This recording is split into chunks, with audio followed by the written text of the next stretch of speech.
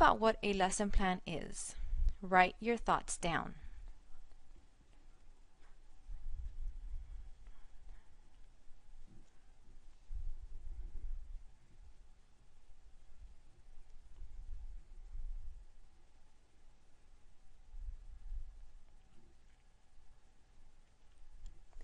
A lesson plan is a tool to organize and map a learning activity, initiated and supported by a teacher to present an intentional learning experience to children. It allows teachers to present a lesson plan from a standard that a teacher intends children to learn. All effective and appropriate lesson plans contain the same organizing components. Lesson plans are like recipes or maps.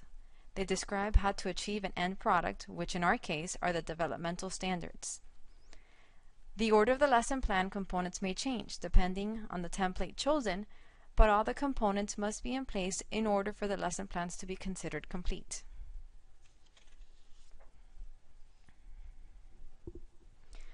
What does a lesson plan look like? At the top of the lesson plan, space for the title of the lesson and description of it is included. The title identifies the topic in clear, recognizable language that catches the reader's attention. The next section of the lesson plan is the curriculum area. Most children learn in integrated ways, so teachers often design lessons that focus on various areas.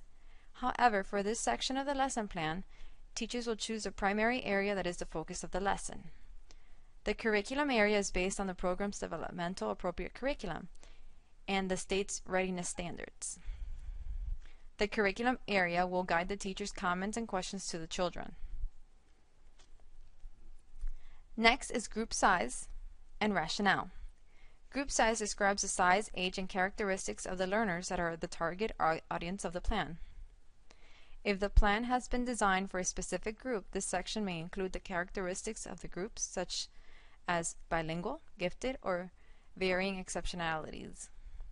Rationale is where the teacher lists why they have chosen to design this lesson. The knowledge teachers gain from their observations of children guide their choice of activities. Lesson plans need to have meaningful connections to children's interests. The next sections of the plan are objectives and standards. In the objective section, teachers describe what every child should know and be able to do. In the standards section, teachers list the birth to 5 or VPK standards that the lesson is designed to help children meet. Teachers may choose to either write out the entire standard or abbreviate it with letters and numbers. The next sections of the lesson plan form are preparation and procedure. Preparation describes what materials, space, time will be needed for the activity. In this area, teachers can list special circumstances or risks, how the activity will be set up, and how children will help clean up once the activity is over. Procedure includes introduction, teaching steps, closure, and transition. Introduction explains what the teacher will say and do right away to allow children to start the activity and know what to do. It could also include what teachers can say to generate excitement in children about the activity.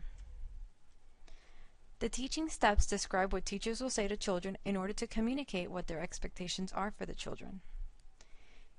Teachers can plan several open-ended questions that will ask children during the activity to provide them with learning experiences that allow them to construct intended learning knowledge, learn skills and concepts, and build dispositions and attitudes. Closure describes how teachers will end the lesson. This usually includes a summary statement of the learning that occurred as well as a cleanup and storage of materials. Transitions detail the plan for moving children from this activity to the next part of their schedule. The next section of this lesson plan is assess and document for outcomes. In this section, teachers list the evidence they will look for to show that children have met the objective during and after the activity. Evidence may include taking anecdotal notes, marking checklists, collecting work samples, taking photographs, or writing down quotes on charts to document learning. Is taught as teacher-initiated lessons. An intentional learning activity would be an activity that is pre-planned with a purpose or an objective that meets the developmental needs and interests of the children. These standard-based lesson plans are based on the teacher's collection of child data and the reflection of it. These standards-based lesson plans are how the teacher responds by implementing activities with scaffolding strategies.